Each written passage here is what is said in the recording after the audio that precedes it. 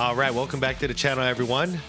Today we are going to react to a video from Dom2K.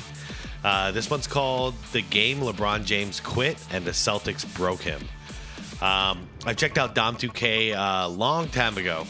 I don't remember too much about it, but I remember he was pretty legit. And this is a topic I've been wanting to cover.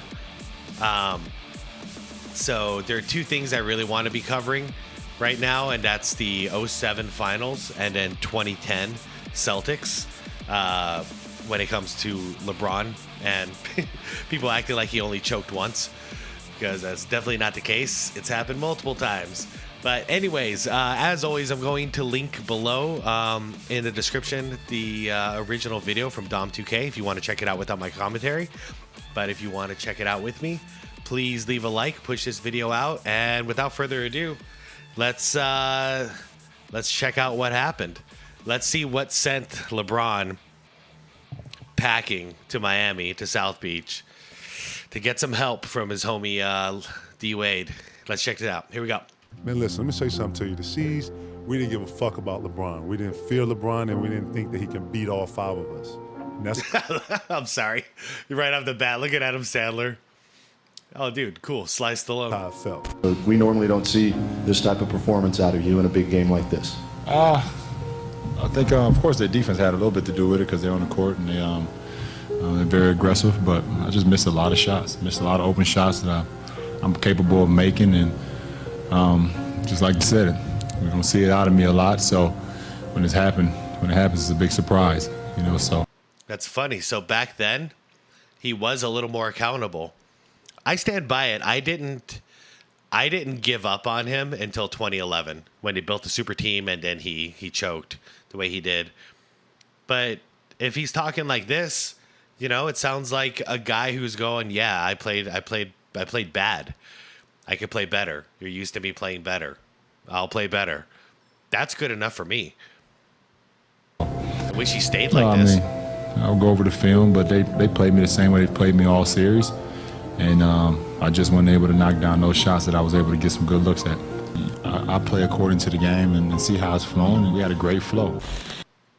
Interesting. In 1989, through one of the most important games of his career, Michael Jordan is turned into a passive facilitator by his nemesis in the Bad Boy Pistons. His team ultimately falters in this Game 5, and although they have one of the greatest players of all time, it's proven that no one man can be greater than 5. Agreed. 21 years later, there's a kid taking his own shot at the throne, and he runs into the exact same problem. Only in the months after the failure, he is heavily accused of quitting with the rise of social media and a salty dickhead owner. Yet 10 years later, this is still known as the game that LeBron James quit. The series. From what I remember, he did quit though, so there is a difference. There is a difference, but let's see. LeBron James quit. But did he? Yes. Both he and Michael Jordan actually did eventually go on to lose a significant portion of their hair. It's too bad they weren't working with Keeps.com. 2 out of 3 men will experience some form of male pattern baldness by the time they're 35. Okay. If you guys need help with male pattern baldness, you know where to go. Let's see if I can get past. Okay, here we go. Going to turn you into the GOAT. So before we actually dive into what is it? Letting it all go like MJ is not going to turn you into the GOAT. So before we actually dive into what happened in Game 5, I want to set a frame for the breakdown with quotes from Dwayne Wade, who was actually responding to accusations that LeBron James had quit in Game 5 of this series. Well, he didn't know that he was a quitter until the next year. And then you can see that look on Dwayne Wade's face. Game 4 of that NBA Finals in 2011 against the Mavs. You see it in his face like, oh God, what have I done? I'm stuck with this guy. Wade said, quote, "LeBron, Kobe, and I, guys like that understand what Boston's defense was about. Their defense was built on not letting one player beat them. You either settle for the outside shot or you pass to your teammates. LeBron had one bad game in the playoffs. Other than that, he did what he could do with the defense all watching him. I don't see where you can get where he quit. It happens. Kobe had a bad game in the finals. They won. It didn't matter. LeBron's teammates didn't help him out that game, and it made the way he played even worse. But he's not a quitter. He didn't quit." To which Mo Williams later responded on Twitter, "Come on, D Wade, watch your mouth. I read your article." So I figured D Wade. Damn. That's fair though. That's fair. D Wade, man. D Wade's my guy, but I have a feeling he got manipulated when it comes to LeBron James. He felt bad for him, which is why he teamed up with him, and all of this crap is history. I don't think he feels bad for LeBron anymore, though. Not these days. Wade a credible source here, considering the fact that he also had to play Boston in the 2010 playoffs, and despite Miami never having been expected to be competitive in that series, he still had experience with being singled out by Boston's defense. And his remarks serve as a framework here because not only was Boston able to single LeBron James out in Game 5, but the entire Cavaliers team, including LeBron James, made it extremely easy to do so. What you found in Game 5 was that Cleveland's offense was being very poorly run. Guys were in the wrong place, they weren't making the extra pass, and a good way through the shot clock in many possessions the offense would just flat out become stagnant, in which they resulted to just giving the ball to LeBron and trying to let him create something. Now, the problem with that against the 2010 Celtics, who in that year's playoffs allowed the second fewest points per game amongst teams, was that it was their literal wet dream to have Open shoot. Oh, no. Okay. one superstar trying to play hero ball in a stagnant offense. Now, in a moving offense with other guys hitting shots, well, of course, that's difficult for any team to match with. But in one in which the Cavaliers produced in Game 5 of this series, as Kevin Shaq. Garnett said, we didn't think he could beat all 5 of us. And Yeah, it's fair. That is literally what the Detroit Pistons did to Michael Jordan back then. Try and beat all 5. It's not going to happen no matter how good you are when you have a solid core. And it's not supposed to happen. No one player is supposed to beat 5 good players. It's never going to happen. But LeBron did have help. Yeah, Shaq was older, but we had Shaq here in Phoenix right before this. And in our system, he was still putting up like 20 points a game. He was still doing okay. So that's a good second man. Mo Williams got you. I don't know. I think they could have put up more of a fight. It's not that I would have expected them to win per se, but they should have put up more of a fight, and it shouldn't have been 1-on-5. They could have figured something out. especially not with LeBron primarily being a jump shooter, which is what the Celtics defense produced often in this game. Yeah. As you can see here with Mo Williams setting a screen for Shaq, who in turn sets a screen for LeBron, Pierce is more than happy to go under the screen, and with the lane being fairly congested, LeBron is going to settle for a long 2, yet it's open and it's a shot that he can knock down. But also, if you're clogging the paint and allowing LeBron James jumpers in 2010, if that's how he beats you, then that's just how he beats you. Agreed. Yeah, he's just now getting that jumper going. He's just figuring it out. The Celtics played the odds here, and it worked in their favor. Along with a jump shooting LeBron, you would rather have a facilitating LeBron than an attacking one. Here, the Celtics practically force that situation, pushing him baseline, and as he draws the defense in, he makes the correct pass down to Shaq, who they're more than happy to foul and put on the line. Not that LeBron should have tried to force anything here anyways, but you'll also notice on this play absolutely nothing else is going on the floor for the Cavaliers, and practically every Celtic has his attention turned towards LeBron. This play is hilarious. LeBron commands nearly total attention from 3 Celtics on the floor, and as they again push him baseline, he sees the rotations and cuts a nice pass to a wide open Anthony Parker who hesitates shooting the 3. After pump faking while being wide open, he bricks it, yet it's LeBron with the rebound in traffic, Double dribble, because he just dribbled it with 2 hands. a beautiful pass to Shaquille O'Neal for the wide open slam. There's Shaq. I'm not seeing much quitting here yet, but I am seeing the Celtics take full advantage of a very stagnant offense. LeBron is able to cut off a rondo here, and off the pass makes the correct decision. Could he have forced his way in the paint right here? Yes, probably into a triple team. So he bullets a pass to a wide open Anthony Parker. I mean, it was just him and KG, right? Right here? Yeah, that's a 1 step for him. Back then, I mean, freaking LeBron could dunk it from about here. So for here, that's just a 1 step, and he can go to the rim. He's probably going to get fouled by KG, but that's great. That's what you want. It's a pass to Especially a in the wide first open quarter. Anthony Parker, who does not hesitate this time. No, that was a soft move. Good shot, though. Alright, that's probably enough to paint the picture for what was going on earlier in the game. Stagnant offense, LeBron running into plenty of bodies, being pushed to a certain part of the floor. Yes, the Cavaliers' offensive game plan was shit, and because of it, in most cases, the Celtics were able to completely shut off LeBron's lanes of attack. So when it became clear that the game was beginning to slip from them, and that lanes weren't really open, LeBron tried to get into his jump shooting bag, which was the best possible thing that could have happened to the Celtics around 2010. The offense is generating absolutely absolutely nothing here. LeBron flings a pass to Antoine Jameson, who is not going to create on KG, and Pierce is even able to step in to help. Again, give LeBron the jump shot.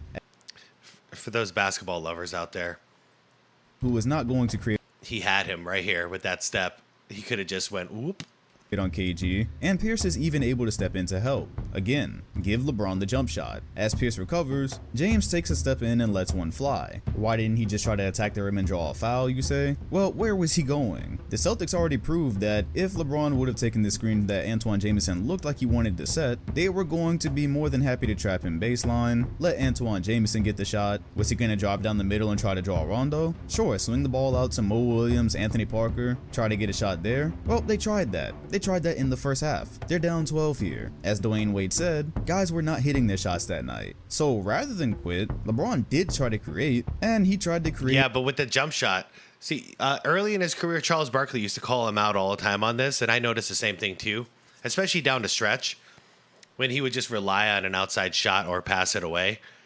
He's saying, you're LeBron freaking James. Look at your body. Get to the basket. Draw a foul. I don't think he wants those free throws, though, guys. I've been saying it since he was like second year in the league.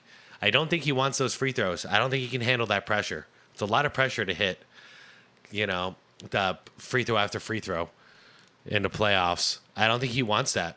He doesn't want that heat. But yeah, so first quarter he was penetrating. So far in the second quarter, all we see him do is take jumpers. And that was the worst part of his game back then. Out of what was left of Cleveland's shambled offense and Boston's amazing defense. Shots like this one was exactly why Boston was so content to just let him sit out there and chuck. Nobody else is doing anything on the floor here. He's just bricking. He's bricking jumpers. Here, let's go back to this one real quick because I let that one kind of fly. It's exactly why Boston was so content to just let him. Bang. One-on-one situation. I'm not saying, I mean, if the guy's got a good jumper, then take it. But it's LeBron James, and he's ice cold from taking jumpers today. It's just not a shot. Sit out there and chuck. Nobody else is doing anything on the floor. Should have went to the basket. Antoine Jameson gives the screen. Paul Pierce actually covers Jameson enough time for Kevin Garnett to recover, giving LeBron James the wide open three and clank. Yeah, I would treat him like Ben Simmons back then. Hell, I still might do it these days. That way he doesn't drive the ball to the basket and draw these Mickey Mouse fouls. But especially back then, I would just play off him, just like Ben Simmons, or what they're doing with Russell Westbrook these days as well. Just play off him, let him shoot, dare him to shoot. By the time this is all said and done, LeBron James is just 3 of 14. That's 21% from the field, and he's 0 of 4 from 3. 9 of his 15 points. Yeah, charge. Yeah, so it looks like he's just going to keep doing it and doing it and doing it. And the lead's going to get worse and worse. Come from the free throw line, and 2 more from a fast break dunk. Mo Williams shot 3 of 8, Antoine Jameson shot 4 of 10, Daniel Gibson 1 of 3, Delonte West 1 of 3. The only person who even had a remotely good night from LeBron James passes going out to the. He's scared. He thought about it again, but he chucks up another jumper. We're going to shoot jumpers, give it to Mo Williams. He can hit those. The perimeter was Anthony Parker. And yeah, he was 2 of 5 from the 3-point line. So what really happened here is the Cavaliers. Look at that. Why is he, oh man, why is he shooting a fadeaway 3? This is how you know he gave up. This is how you know. So I'm disagreeing with Dom 2K here, honestly. Thank you for the video, though. It's a fantastic video. Just showing all these plays. But third quarter, he had plenty of opportunity to turn the game around, but he just kept going with that jumper. He was scared to bring the ball into the basket. People have a hard time with my take on Dwayne Wade when he won the NBA Finals with Shaq and Pat Riley coaching him against the Dallas Mavericks. Yeah, I know he got a lot of calls, but the reason he got a lot of calls was because he drove the ball to the basket. And if LeBron James was doing the same thing in this game, he would have got to the free throw line over and over again. Difference is, LeBron doesn't want that. He doesn't want to take those free throws. D Wade did. He was iced from the line for the most part, and he was getting everybody in foul trouble and tiring the hell out of them. But I saw something in Dwayne Wade that I hadn't seen in anybody since MJ or Kobe, and that was that ultimate will of not giving up. He pushed himself to the limit, I know it's controversial because a lot of people hate that series and don't like Dwayne Wade because of it, but I respect the hell out of what he did because that took a lot of effort and it took a fearless attitude to just keep going to the basket, especially with Dwayne Wade because he's what, 6'4"? And LeBron's like 6'9"? Big difference. Passes going out to the perimeter was Anthony Parker, and yeah, he was 2 of 5 from the three-point line. So what really happened So here? there it is again. There it is again. Just chucking a three. This is the air ball, right? Here's got Yeah, so he just airballs a three. totally outplayed, and Mike Brown got totally outcoached. You could have asked LeBron James to drive or attack more, but where was LeBron going with the offense doing absolutely nothing, and Boston's defense sending him exactly where they wanted to as a result? Was it better for him to continue passing to people who weren't knocking down shots, or to try? Well, he's one of those people who aren't knocking down shots. So yeah, move the ball around, play a little off the ball, and you might get an easier shot. Or somebody else might get an easier shot. But even just if he's being selfish and he wants to be the dominant scorer, yeah, get the ball in the hands of the point guard and move off the ball. You know, look like what Steph Curry or Reggie Miller or a ton of guys have done. Rip Hamilton, a ton of guys have lived this way. He couldn't change his strategy. He needed the ball in his hands. That's the LeBron James way. But if you played off the ball, moved around, went through some picks, he could have got some easy shots. Try as he did in the second half to knock down his own. While LeBron James had improved in jump shooting a bit since What did he do? He just gave it down to Shaq in a double team. first finals appearance by this time, it wasn't to the point where you just knew he was going to make you pay. Therefore, Game 5 was just waiting to happen. This isn't even so much different from how the Mavericks made him passive in the finals the very next year. His offensive game was simply By the way, I got to point one more thing out. I think he gets the call here and then he complains. from how the Mavericks made him passive in the finals the very next year. His offensive wrong game one. was Hold on. it wasn't to the Here we point go. where you just knew he was going to make you pay. All right, so yeah, he did get fouled. Therefore, Game 5 Got the was foul? just waiting to happen. This isn't Okay. even so All right, much my bad, different my from bad. how the Mavericks That's made just him a reflex passive for in me. the finals the very next year. His offensive game was simply a lot more limited until around 2012, so before then teams figured out that you could make him passive if you were going to show him early on that he had to be a facilitator. And the fact that the Cavaliers played right along in Game 5 yeah. just did not help matters, as Dwayne Wade said. Nah, he's still just chucking the ball, though. Dwayne Wade wouldn't have just kept chucking jumpers, but he's defending who he thought was his friend at the time. He found out later on that wasn't really the case, but he thought he was defending a homie. So, yeah, it wasn't really authentic or genuine. Dwayne Wade himself knows he wouldn't have just kept shooting a jumper. He didn't. He was in that situation himself. He did very different things. Michael Jordan wouldn't have done it. Kobe Bryant wouldn't have done it. Larry Bird wouldn't have done it. So Dan Gilbert did not just accuse LeBron of quitting in Game 5, he specifically said Games 2, Game 6, Oof. and he had another one in there. Man, how many wide open bricks? Hell, it might have just been every game that they lost. However, in Game 6, he was much more aggressive as the offense made some adjustments, and that was a much closer game all the way through. He still didn't shoot that well, and by the very end, Boston was still successful in singling him out. However, quitting is not the word I would go to in any of these games. He just wasn't good enough yet, and his teammates definitely weren't good enough. He basically had a lot of shooters that didn't knock down shots, and when that happened, it was very easy for Boston to look at him and say, now we're going to take away your lanes and you're going to have to join them. And he really didn't want to do that, which is why in the first half of Game 5 he barely shot. And he really could have benefited back then from a post game.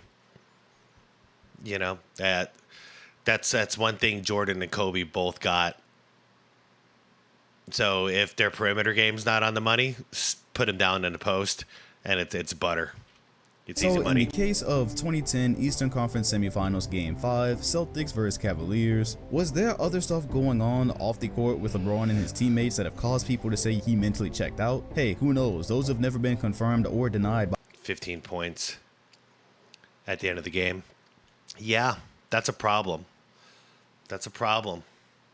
by a lot of people. However, you can see pretty clearly on the floor that no amount of driving would have made this any better. It probably would have resulted in a lot of turnovers and offensive fouls, or just more missed shots from his teammates, to which he could have responded by just not shooting at all. I think that would have been the real quit there, but instead he used it as a last resort. So no, I don't think LeBron quit. I do think Dan Gilbert was salty though, and that leaves us with just one more defendant. LeBron and Jordan have been cleared. What about Kobe? If you want to find out, make sure to hit the like button, comment, and sub. And I don't agree. I don't agree. I don't think that clears him. Plus, instead of going back, okay, I'm gonna throw in MJ and Kobe again, because if it was either of them, all summer long they would have been watching the film and finding their weaknesses. So they would have been figuring out, why couldn't I score? Why the hell couldn't I score against these damn Celtics? And then work on those parts of his game. But instead, he went down to South Beach and he formed a monster team. So I disagree. He did crumble, and after he crumbled, he ran. And I stand by it. Everybody, thanks for watching. I do plan on doing more videos on this. This one was a very biased view, pro LeBron, but I don't mind doing these, because no matter what, I still have my own view on it. And it kind of opened the door to see that even though he wasn't hitting a single jumper, his fans are excusing it away, saying, yeah, well, he tried because he kept shooting it, even though that thing he was doing wasn't working. The fact that he did keep doing it means he didn't quit, I assume. It's kind of a weird take by Dom. But anyways, guys, check out the original video if you like. Link it down below. Please leave this video a like if you enjoyed it and you want me to do more on this series. That'll be the way I get the message from you guys to do more.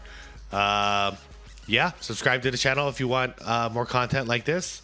And yeah, thanks for watching. I'll see you all tomorrow in the next video. Peace out.